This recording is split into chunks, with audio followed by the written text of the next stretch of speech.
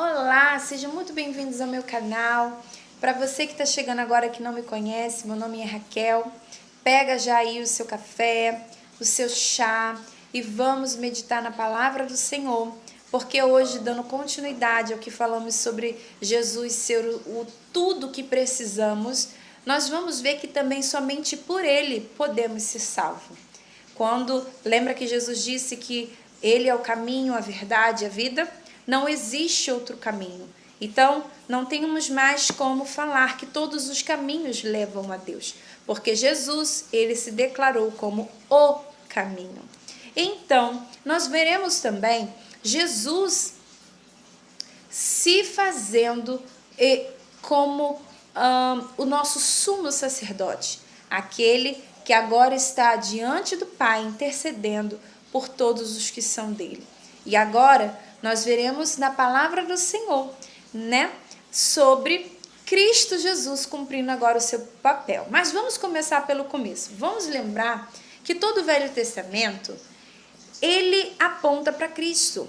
A palavra de Deus é cristocêntrica. Então, quando Deus vai ali e estabelece o tabernáculo, estabelece leis, diretrizes, a forma como deveria ser expiado o pecado do povo, os sacrifícios e todas as cerimônias, de como festas, a festa da Páscoa e todas as outras coisas, Deus queria trazer um princípio, um ensino para o povo, para aquela nação que estava ali, na verdade, né, se estabelecendo, porque nação nós sabemos que ela precisa ter território, leis, né, tem que ter uma pátria. Então ali o povo de Israel até então não tinha uma terra, mas Deus já estava formando, né, Israel já com leis, com normas, com cerimônias, com festas, né, e tudo mais.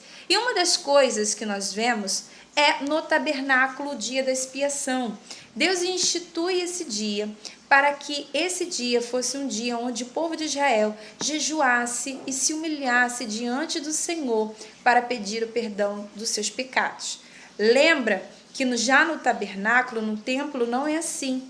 Mas no tabernáculo, a presença do Senhor, a glória do Senhor se manifestava em cima do propiciatório, que ficava a Arca da Aliança, a tampa da Arca da Aliança, e ficava no meio de Israel. Nós vemos que Deus queria a todo momento se relacionar com o seu povo, estar presente com o seu povo, comungar com o seu povo. Só que, como Ele é um Deus santo, como Ele é um Deus irrepreensível, em sua essência, em sua característica, precisava de ter expiação de pecado, precisava ter sacrifícios, precisava ter sangue puro, que limpasse todas as impurezas. Então, Deus estabelece esse dia para que haja um sacrifício solene. E o sumo sacerdote, ele primeiro se achegava a Deus com um novilho, sacrificava, fazia o sacrifício por ele, pela sua casa, pela sua família, e depois ele fazia o sacrifício de 2 bodes, fazia esse sacrifício já agora pelos pecados do povo. Um era sacrificado e o outro, ele confessava todos os pecados do povo e enviava ao deserto, né?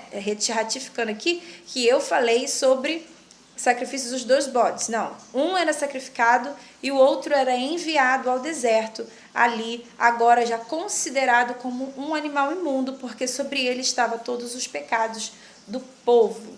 Então, o sumo sacerdote, ele pegava o sangue do novilho, ele pegava o sangue do bode.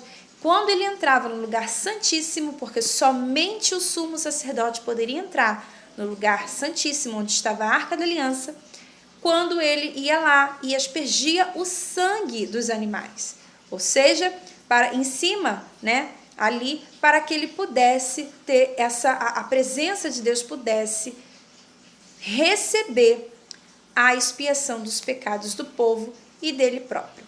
Então, com tudo isso, Raquel, por que você está dizendo tudo isso? Porque isso aponta para Cristo. Para que Deus e nós pudéssemos nos relacionar, visto que em nós há uma natureza pecaminosa e Deus é um Deus santo, precisava ter um sacrifício. Só que Deus tinha estabelecido essas leis, essas cerimônias, mas ele não queria que, ao passar dos anos, continuasse dessa maneira. Não, ele queria algo mais íntimo. Deus queria algo mais que ele pudesse estar com você quando você acordasse, quando você dormisse. Ele queria deixar com que o homem tivesse o pleno acesso de quem ele é. Então, ele envia o seu filho. Nós vemos que todas as iniciativas de relacionamento vêm de Cristo, vem de Deus, vem de Deus, né? Deus vai lá, fala com o povo, liberta o povo, fala com o povo, estabelece as leis para que o povo se achegue a Deus, experimente um pouco da presença dele, e agora ele envia o Cristo Jesus para de uma vez só apenas morrer e expiar nossos pecados. Mas há quem diga assim: mas eu sou um pouco nervosinha, mas nunca matei, nunca roubei, nunca fiz nada, né? Não, que isso, não tem pecado nenhum não. Como assim? Não tem não. Mas nós vamos ver. Por quê? Porque duas coisas Deus queria ensinar para o povo: a santidade dele, que ele não comunga com o pecado. Precisa de um intermediador.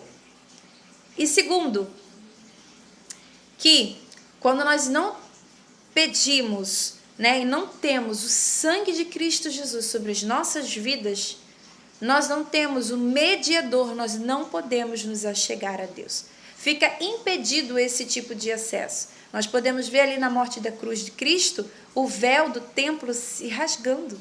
Do alto, veja, olha, mais uma vez a iniciativa divina. Do alto a baixo. Nós vemos que o véu foi rasgado. Agora Deus não tinha o porquê ou desculpa para que o povo não pudesse se achegar à verdadeira presença de Deus. Então, nós vamos ver isso no texto agora, já no Novo Testamento.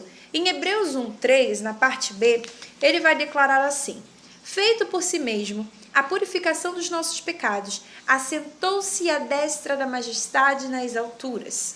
Está falando de Cristo. Hebreus 2:17. Pelo que convinha que em tudo fosse semelhante aos irmãos, para ser misericordioso e fiel, sumo sacerdote, naquilo que é de Deus, para expiar os pecados do povo. Aqui está falando de Cristo novamente. Ou seja, hoje, após a sua morte, ele é o nosso sumo sacerdote. Aquele que intercede por nós. Vamos ver agora, fechando, o que vai ser declarado de Jesus, em Hebreus 7:25, olha o que diz: portanto, pode também salvar perfeitamente os que por ele se chegam a Deus, vivendo sempre para interceder por eles. Então, somente, primeira coisa, Jesus é o único caminho. Segunda coisa, só Jesus intercede por nós, porque nos convinha tal sumo sacerdote, santo, inocente, imaculado, separado dos pecadores e feito mais sublimes do que os céus, que não necessitasse, como sumo sacerdote, de oferecer a cada dia sacrifícios, primeiramente pelos seus próprios pecados e depois pelo pecado do povo, porque isso fez ele uma vez, oferecendo-se a si mesmo. Então, nós vemos que Cristo se ofereceu e através agora do seu sangue podemos nos achegar a Deus. Mas, como eu disse, tem pessoas que ainda dizem que não tem pecado. Só que a palavra de Deus também já responde esses que pensam que não há pecado. Lembra que Adão e Eva, eles descumprem uma ordenança divina? Ali nós podemos ver o pecado entrando através da desobediência da palavra do Senhor. E nós vemos que toda a terra foi corrompida. O coração de Adão e de Eva foi corrompido. E agora eles estavam completamente dominados pelos seus próprios desejos, pelas suas próprias vontades. Até porque a Bíblia diz que nós somos tentados e engodados pela nossa própria concupiscência, ou seja, as nossas próprias vontades, os nossos próprios desejos. Lembra que Jesus diz que o que contamina o homem não é o que entra, mas é o que sai? Porque o pecado está em nós. Isso é o que contamina o homem. Essa carne foi corrompida. E aí manifestou todo tipo de inimizade. O fruto do pecado é esse, nós podemos ver claramente. Porfia, inveja, engano, mentira, dissensão, falta de perdão, falta de misericórdia. Vemos iras, cóleras. Todos esses tipos de fruto vem originado do pecado, do desejo desenfreado, da glutonaria, da bebedice. Então, nós vemos que sim, a nossa carne é corrompida. E aqui diz assim, ó, em Romanos 3:23 vai dizer: porque todos pecaram e destituídos estão da glória de Deus, sendo justificado gratuitamente pela sua graça, pela redenção que há em Cristo Jesus. Gratuitamente.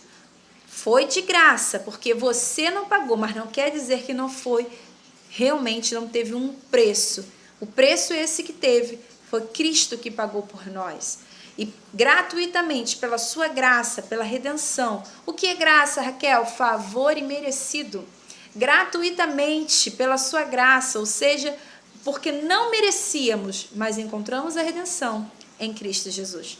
Romanos 7:22 vai dizer: mas agora, libertos do pecado e feitos servos de Deus, tendes o vosso fruto para a santificação e, por fim, para a vida eterna. Por que eu coloquei esse versículo no final? Porque não quer dizer que agora, crendo em Cristo Jesus, servindo Cristo Jesus, obedecendo a sua palavra, meditando e tendo o seu coração, porque não basta. Quando fala assim, geralmente nós vemos isso no evangelismo, nós vamos falar com outras pessoas, as pessoas falam assim, eu tenho Jesus no coração, mas a pessoa é só simpatizante do evangelho, mas não cumpre a palavra. E Cristo diz que ele só é amigo daquele que faz aquilo que ele manda. E tudo que ele quis estar na palavra do Senhor, vemos nos evangelhos. Então, não basta dizer, eu tenho Jesus no coração.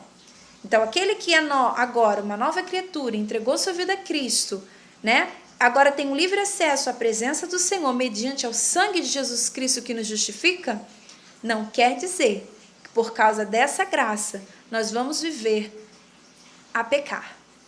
Então, eu peco e o Senhor me perdoa, amanhã peço perdão novamente, porque agora eu tenho livre acesso, Cristo vai me perdoar e tá tudo bem. Não é assim. Paulo nos orienta a mantermos os nossos frutos, agora sendo como servos de Deus, para a santificação. Raquel, o que é santificação? É o processo para o qual você... É um processo de purificação. É um processo onde estará sendo retirado todas as impurezas. Então, a cada dia que você servir ao Senhor, que caminhar com o Senhor, você vai passar por esse processo de santificação, para que assim possamos experimentar da vida eterna. Porque a palavra de Deus diz, e eu já finalizo aqui, que sem santificação ninguém verá o Senhor. Hoje nós temos livre acesso. Você hoje tem livre acesso de pedir perdão, ser perdoado, de recomeçar, de viver uma novidade de vida com Deus, mas não é para continuar na prática do pecado. É para agora você se esforçar e continuar pedindo e buscando em Deus libertação. E esse processo você estará se santificando, você estará se apartando das impurezas, você estará morrendo para os seus desejos, para as suas vontades. E aí, o Espírito Santo te dominará, viverá no seu coração e você será um com Deus para a vida eterna. Que Deus possa te abençoar. Se você já gostou desse vídeo, não deixa de compartilhar, tá bom? E uma coisa que eu já ia esquecendo, No próximo vídeo nós falaremos do Espírito Santo. Em João, Jesus, antes de ir, ele deixa uma promessa. Vamos ver essa promessa? O que ele diz nessa promessa? Essa promessa vai falar sobre o Espírito Santo. Ai, que coisa linda! O Espírito Santo, ele é maravilhoso e nós podemos ver isso na palavra de Deus. Em João 14, versículo 16, ele vai dizer assim, olha a promessa. E eu rogarei ao Pai, e ele vos dará outro Consolador, para que fique convosco para sempre. O Espírito da verdade, que o mundo não pode receber, porque não vê nem o conhece, mas vós o conheceis, porque habita convosco e estará em vós.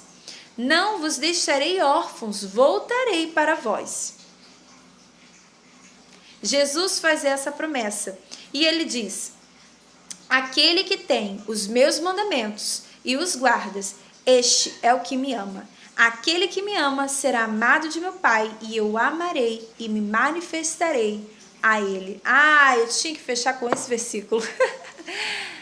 Então, se amamos o nosso Pai, se amamos a Cristo, nós guardamos os seus mandamentos. Tudo é bem condicionado, ok? Então, que você possa ser alcançado. E agora nós falaremos sobre o Espírito Santo, aquele a quem Deus deixou para nos guiar, para ser o nosso Consolador e o nosso fortalecedor aqui na terra. Que Deus possa te abençoar. Graça e paz.